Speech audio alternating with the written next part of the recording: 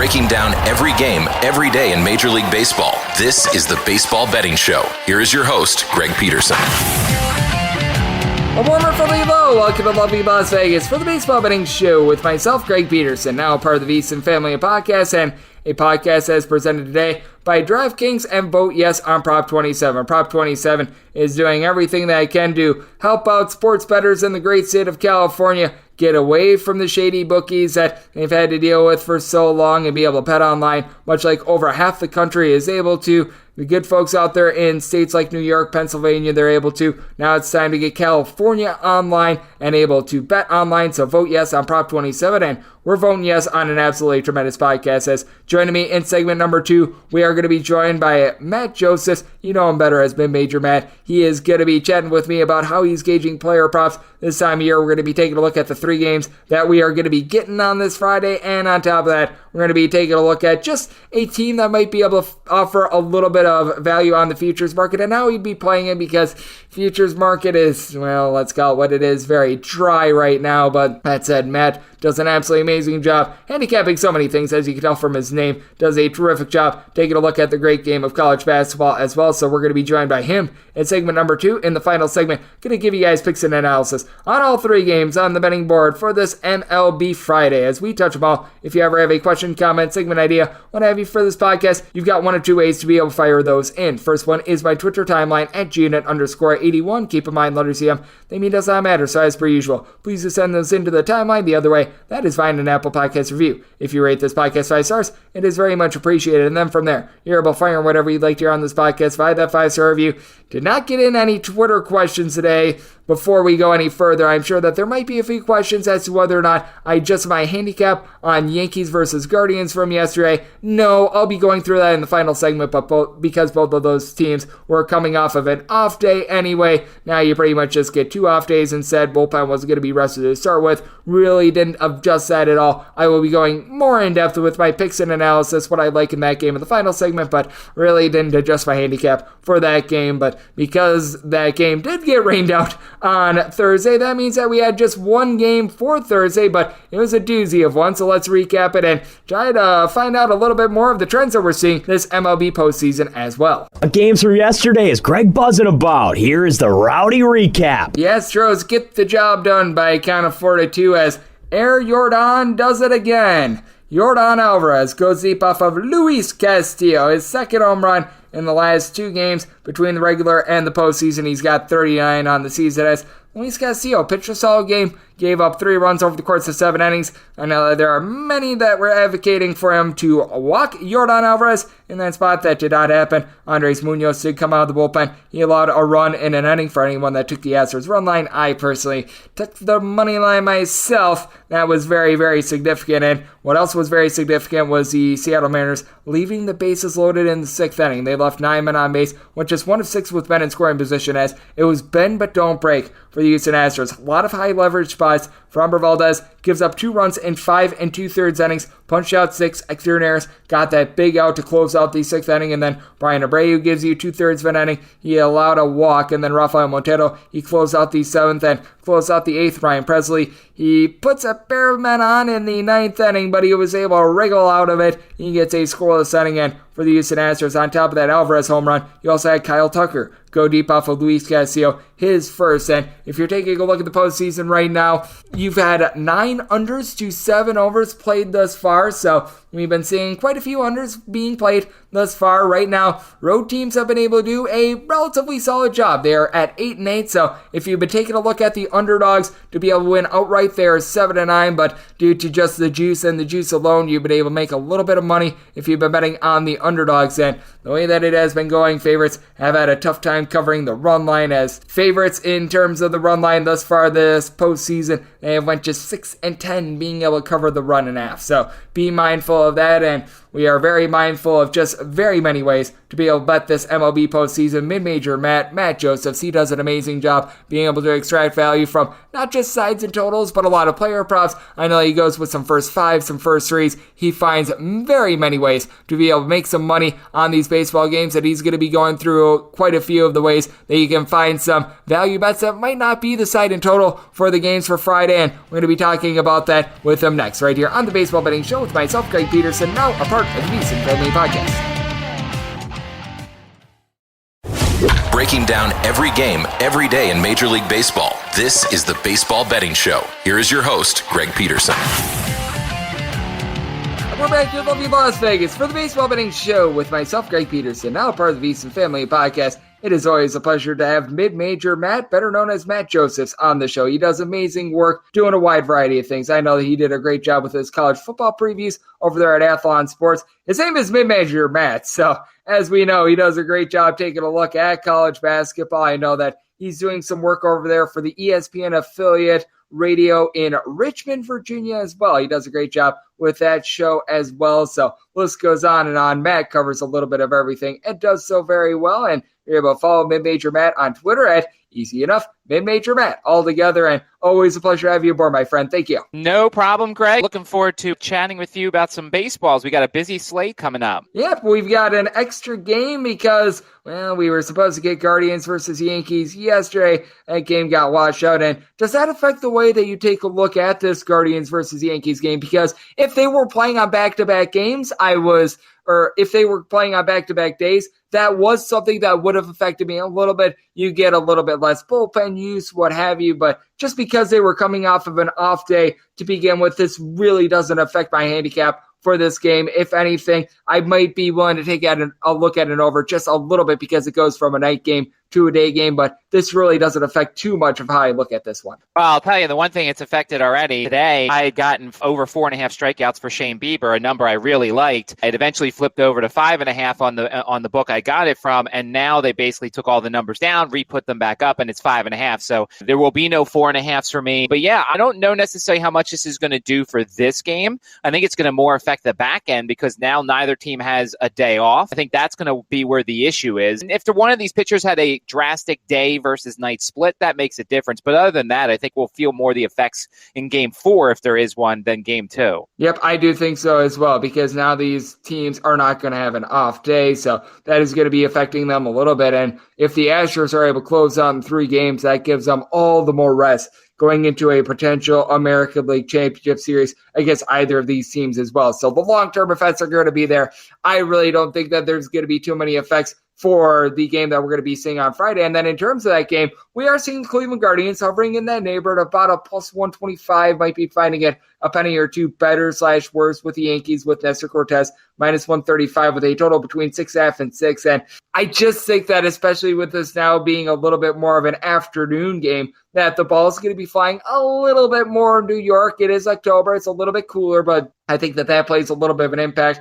I think that 6 might be a little bit too low. I recognize the Guardians offense has been very far from stellar here in the postseason, but I do think that 6 is starting to be that point of no return where the number's getting a little bit too low on this total. Yeah, and one worry for that would be if, the Shane Bieber of old returns, and he's had some mixed bag numbers against the Yankees. He hasn't faced them this year. He had good numbers against them last year, but then in the playoffs 2 years ago, he got rocked a little bit, although neither of those starts came in New York. And as we're talking, I'm kind of looking at the temperature and everything. It's about 65 tomorrow, no chance of rain, just minimal wind, so it's a little bit cooler. I always like to look at the K-props, and from the many times that I've been on with you, the Guardians don't strike out a lot. If you look at their numbers throughout the season, they're averaging about 4.3 strikeouts per game against left-handed starting pitchers. But a guy who's actually had a lot of success against him this year has been Cortez in both of his starts. He's managed to go over his number, and that's very surprising considering this is a Guardians team that doesn't strike out a lot. So I think there's some people out there who will look at this number. Now, the one difference is I feel like Cortez might be one of those guys they yank a little bit early only because they have so much confidence in their bullpen. Problem is, if the Guardians offense doesn't show up, I could easily see the left-hander going 6 or 7 innings and kind of going over that 4.5 number. So just a little caution caution for those who look at the under. Cortez has actually had success in both of his starts against the Guardians with regards to K-props this season. You bring up something very interesting with this as well, in that the Yankees, they do have a bullpen that ranks third in the big leagues in terms of ERA, so they've been able to do a solid job there, and you just noticed it during the postseason as well. I'm sure that you're very aware when it comes to taking a look at player props, that in terms of being able to get an outs prop over, in terms of getting a K prop over, it is a little bit more of a roll of the dice because there are quicker hooks this time of year. As joining me on the podcast, we do have Mid-Major Matt. And how do you gauge that in terms of your handicapping? Because I do think that's a little bit more situation by situation. The game that we saw yesterday between the Astros and the Mariners, really no quick hooks whatsoever. I felt like both guys were pulled out at very appropriate times, both Framber Valdez and Luis Castillo. They were able to lend some length. And heck, even when it came to like the San Diego Padres, for instance, I know that Yu Darvish got into some trouble, but it's not like I thought that he was yanked overly early. But I do think that is always something to keep mind of, though I will say this postseason, it does feel like managers have been letting their guys go a little bit more than, say, the past 2 to 3 years. I think so. I think it's more, you look at the veterans, they're going to get a little bit of a longer leash. A guy like Zach Wheeler, although Zach Wheeler had like 10 pitches through 4 innings in that game, so of course you're going to let him go a little bit. And when we look at this Friday slate, you see Aaron Nola, with the Phillies kind of having a very shaky middle relief, they're going to let Aaron Nola go as long as possible. And then you see a guy like Tony Gonsolin,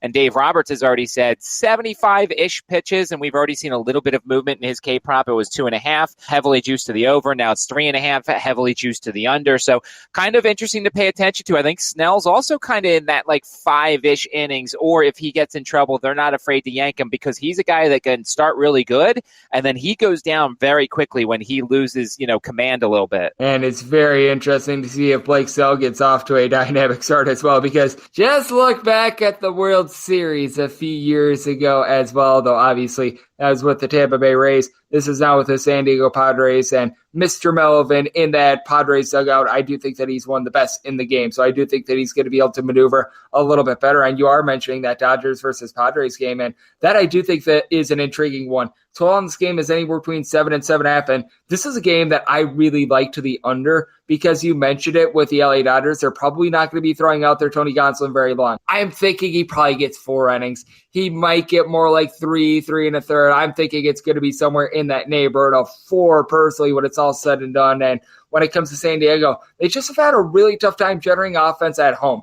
That's because they play in Petco Park, which is why their numbers on the road are significantly better. But Blake Snell has really been rolling recently. And for the Padres, I've actually been really impressed by their bullpen during this series. I recognize that the LA Dodgers, they've got a pretty good lineup to say the least. But that said, if you take a look at the last series that these two teams played, it was very much an underfest. And I could see that happening here in Game 3 after the first 2 games. A little bit higher scoring out there in Los Angeles. Yeah, and it'll be interesting to see, Roberts seems like that they might either go to Andrew Heaney or they might go to Dustin May in relief. And that's the interesting thing. Heaney has a little bit more experience, but the interesting thing is some starting pitchers can't handle coming out of the bullpen. And I don't know if going to Dustin May may be the best thing. I would probably prefer Heaney, even though he's a very much a wild card. So it'll be interesting to see. And that's the one thing I don't like necessarily about handicapping bullpen type games, is trying to guess what the lineup is going to be in terms of the pitchers, because you want to know the best thing when you look at a Nola or when you look at a Bieber or whatever, and you kind of know, all right, they're going to go 6 or 7 innings. Then it's going to be Alvarado. Then it's going to be Dominguez. Then it's going to be whoever. You kind of have an idea. This one, you're going to say, all right, Gonsolin's going to go 3 or 4.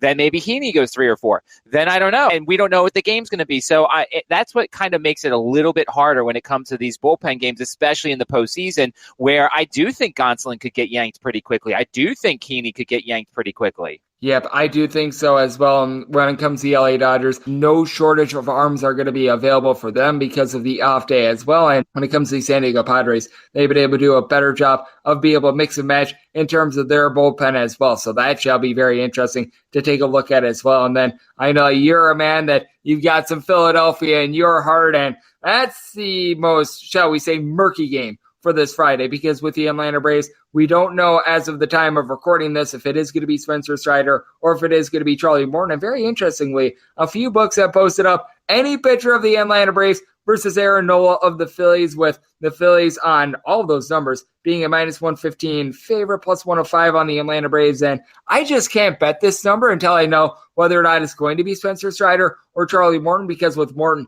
you figure he's going to give a little bit more length, but at the same time, just in terms of effectiveness, I still give the edge to Spencer Strider, despite the fact that he is coming off of the injured list. And I'm seeing anywhere between a 7 and a 7.5 on this total line.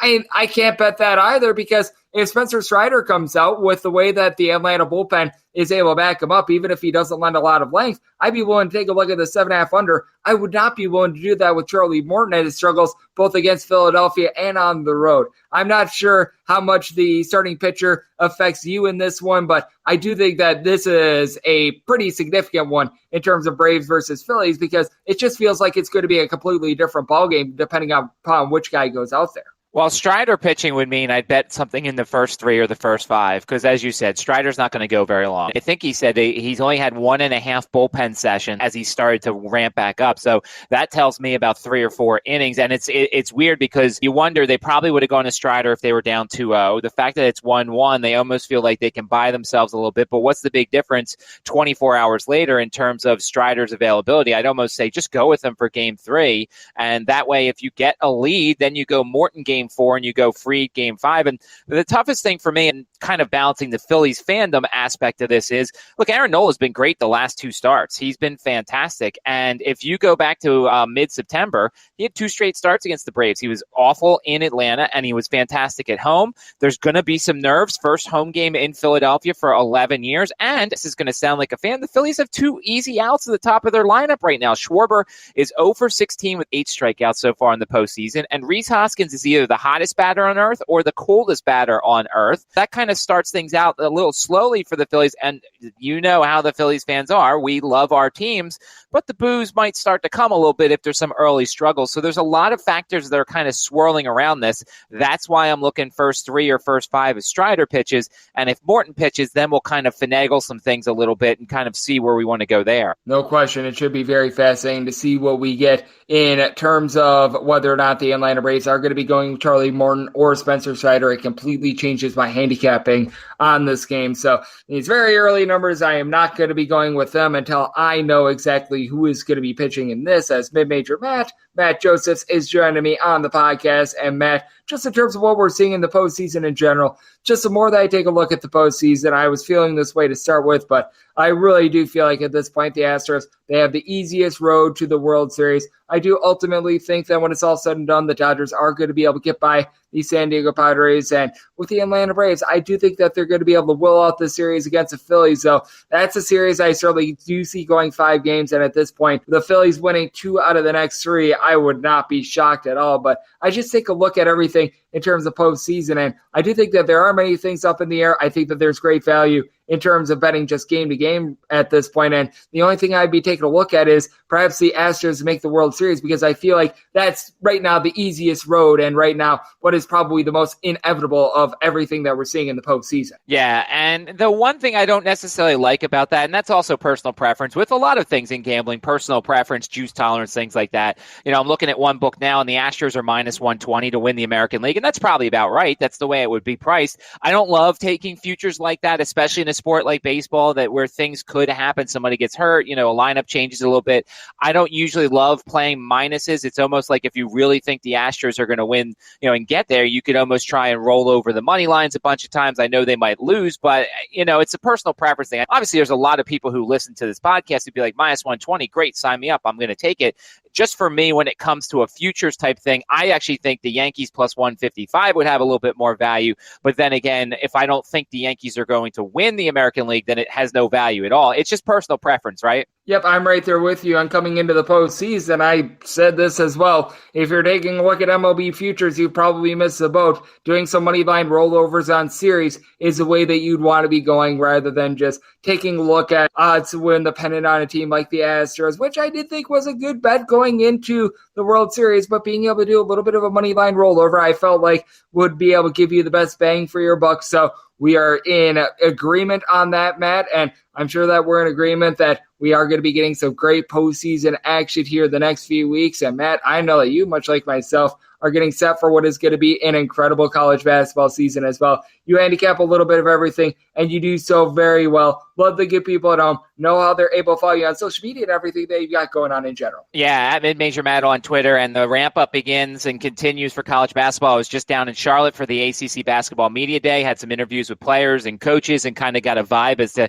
the coming season ahead. So I'm really looking forward to it. It's crazy how close it's getting. I almost feel like I have to do more work, but then, of course, when the college football season's around, and you got games on Thursday, Friday, Saturday nights, and then you've got the NFL as well. There's a lot of things going on. Of course, baseball as well. Looking forward to college basketball. Wanted to stay just a little bit longer so that way I could kind of continue with the other stuff, but love the sport. And of course, you can follow me on Twitter at MidMajorMatt, always trying to help because we all have the same goal. We all want to beat the books. Absolutely. And Matt does a very good job of being able to do so, doing it with a wide variety of things. Taking a look at some full games, no question about it, but going in game, going with player props, going with first fives, first threes. He's got every tool in the arsenal, does it very well, and it is always great to be able to get Matt on this podcast as he does a great job taking a look at the player prop market and so much more. A big thanks to him for joining me right here on the Baseball Betting Show, now part of the Beast and Family Podcast. Coming up next, it is that time of the podcast. I give you picks and analysis on all three games on the betting board for this MLB Friday as we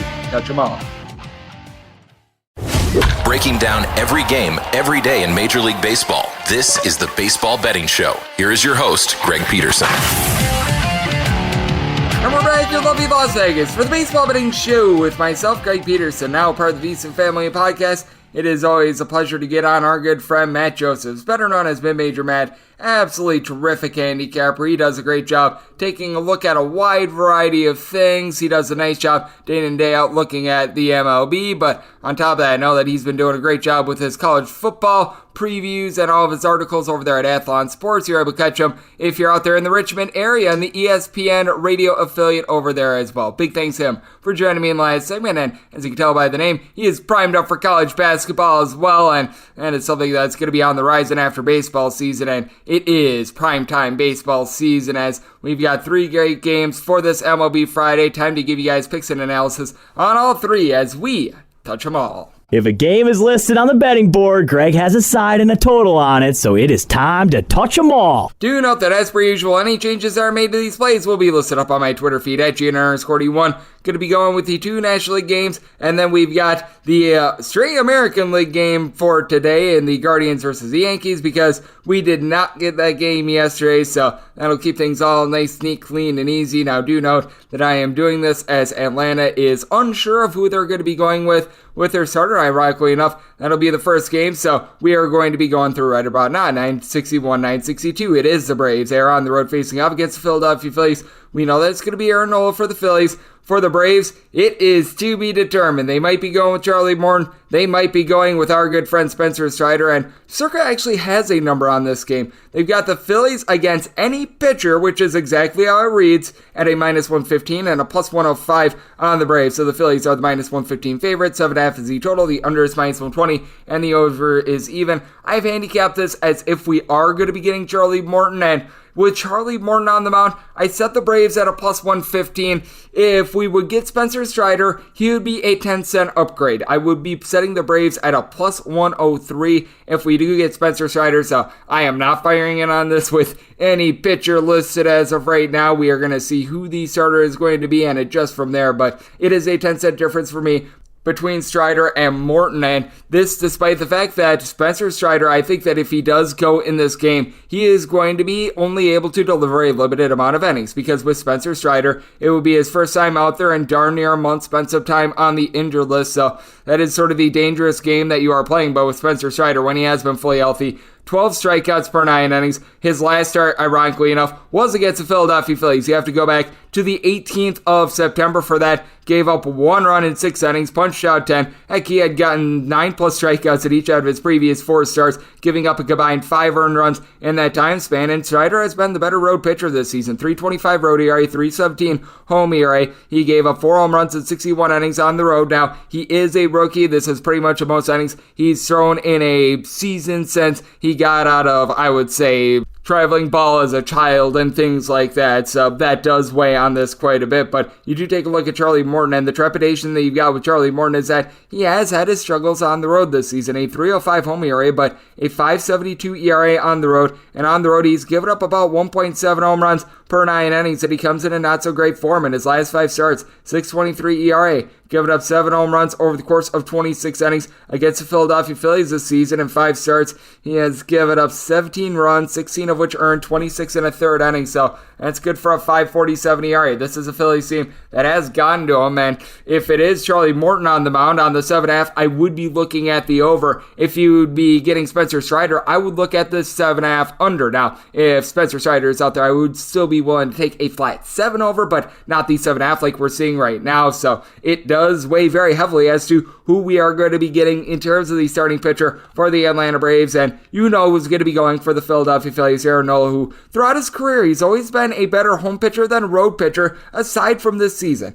3.53 home ERA this season compared to a 3 ERA on the road, despite the fact that he's actually 5-9 on the road and 6-4 at home. But the big thing for him has been the deep ball, giving up 1.1 home runs per 9 innings at home. On the road, more like 0.6. But I will say this about Aaron Nola, one of the most pinpoint accurate pitchers in the big leagues, about 1.4 walks per 9 innings. He has been absolutely masterful on that front end. With the Atlanta Braves, it is very important who goes in this game in terms of the starting pitcher, because I think that they've got the lineup advantage. Austin Riley, during the regular season, he had 38 home runs. He was able to do an absolutely amazing job for this team. Vaughn Grisham and Michael Harris II, when they're out there, both of these guys are a north of a 285 for the season. And you got William Contreras, Dansby Swanson, Travis Arno, Ronald Acuna Jr., all in between about a 266 to 278. You've had Swanson launch 25 home runs. Matt Olson has a home run in 7 out of his last 11 games, including the postseason. Flip side for the Philadelphia Phillies, you do have Kyle Schwarber, 45 plus home runs during the regular season, but here in the postseason,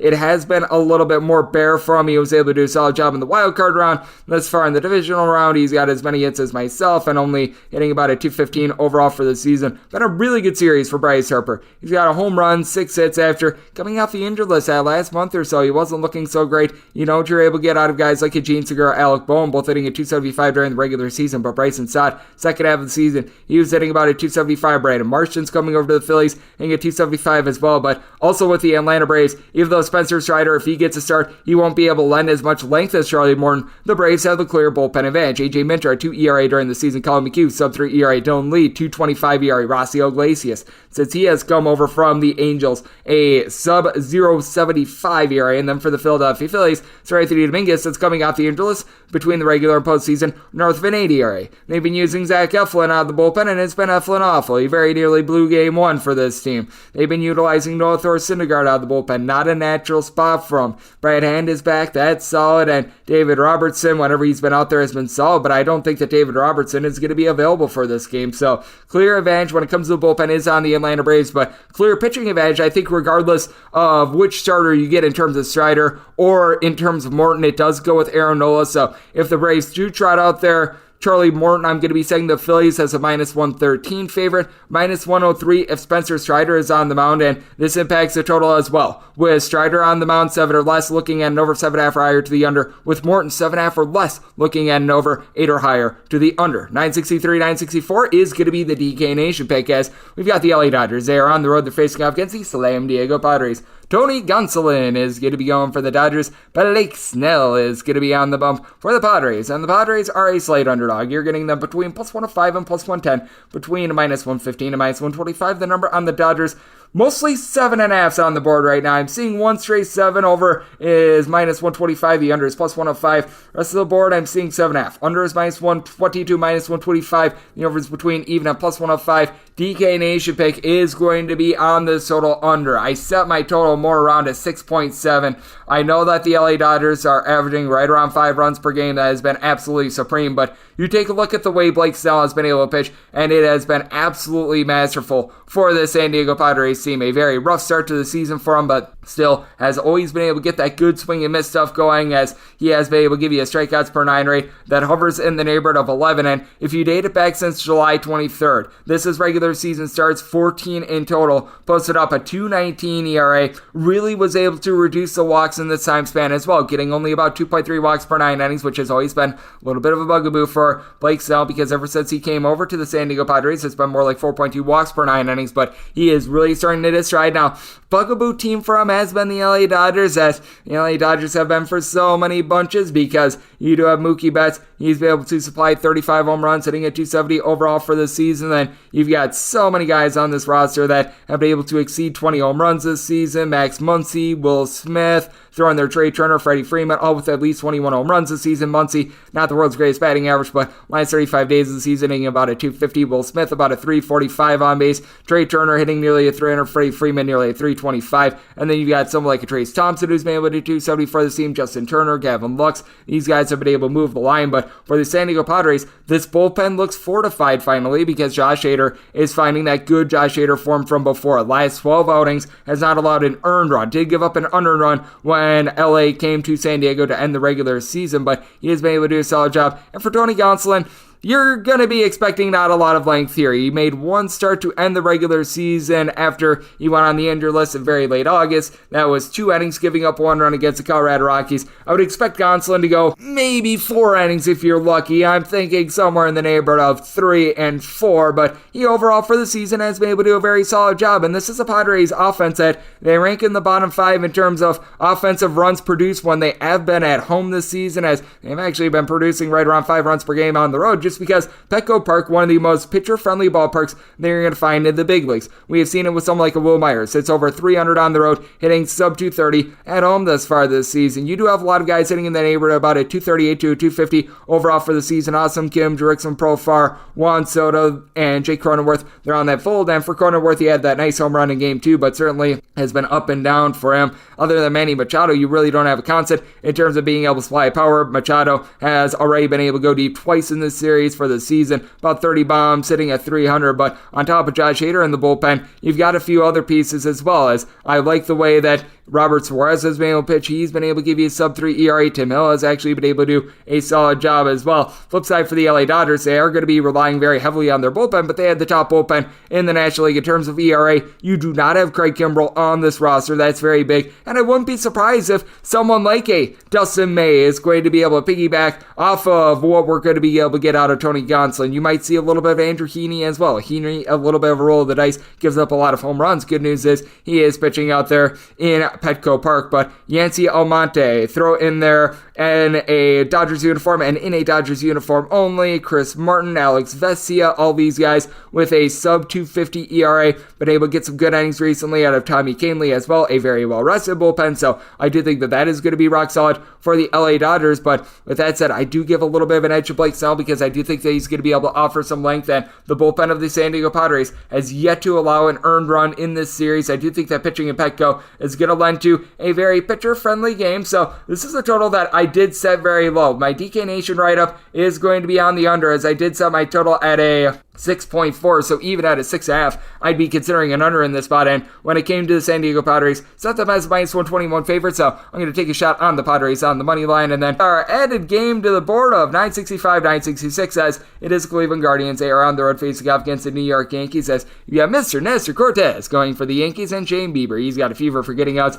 for the Guardians. And the Guardians are finding themselves as underdogs between plus 120 and plus 128. Meanwhile, if you're taking a look at the Yankees, it is anywhere between minus 135 and minus 140. Your total on this game is between 6 and 6.5. On the 6 overs between minus 115 and minus 120. The under is between even a minus 105 on the 6.5. Under is minus 120, and the over is even. Even with the rain out, there's really going to be no change to the handicap that I had on this game yesterday. Plus 125 or greater, was willing to fire in on the Cleveland Guardians, and we have been able to get there. Now with Shane Bieber, the trepidation that you do have with him is that he has had his career struggles with the New York Yankees. As a matter of fact, hovering right around a 6.50 ERA for his career against the New York Yankees. But for Shane Bieber, he has been able to do a tremendous job all season long of being able to pitch on the road. A 2.65 road ERA compared to a 3.22 home ERA, giving up about 0.8 home runs per 9 innings when he has been on the road. And for Nancy Nestor, he has been able to do a tremendous job at home as well. A sub 2 ERA when he has been at home, and he has been able to really reduce on the deep ball as well, as he's only giving up about 0.6 home runs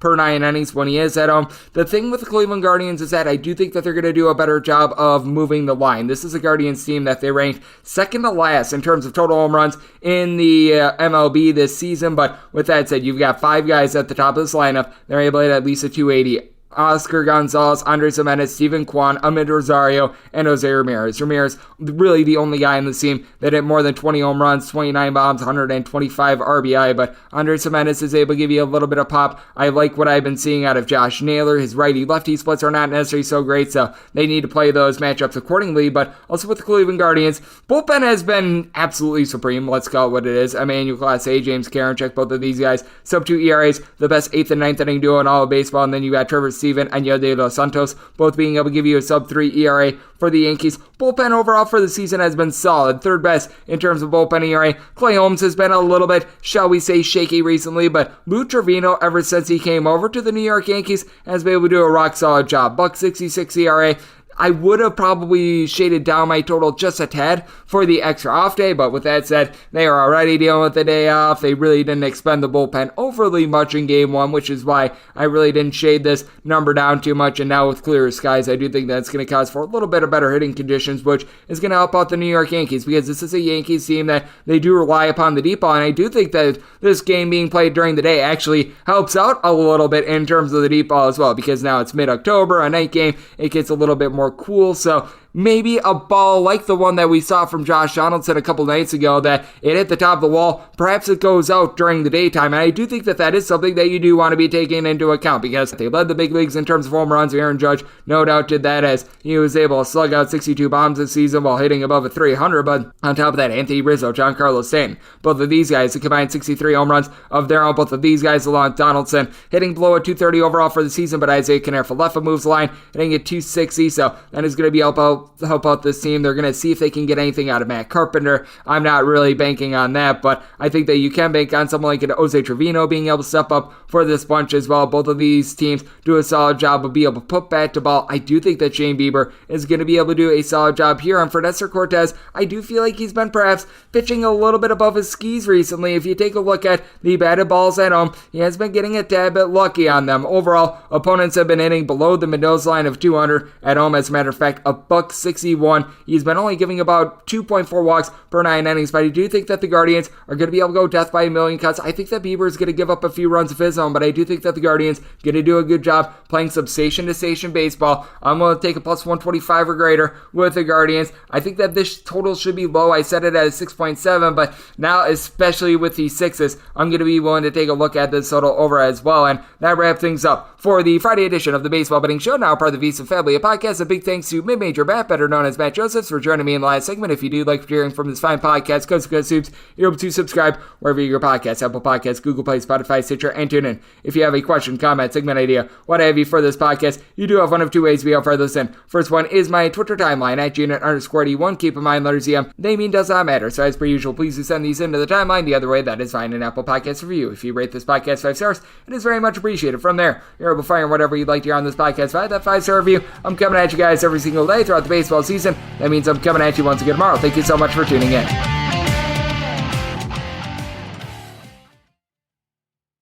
With so many options, why choose Arizona State University? For me, the only online option was ASU because of the quality. Their faculty was really involved with their students and care about your personal journey. The dedication to my personal development from my professors, that's been extremely valuable to me. Earn your degree from the nation's most innovative university. Online. That's a degree better. Explore more than 300 undergraduate, graduate, and certificate programs at asuonline.asu.edu.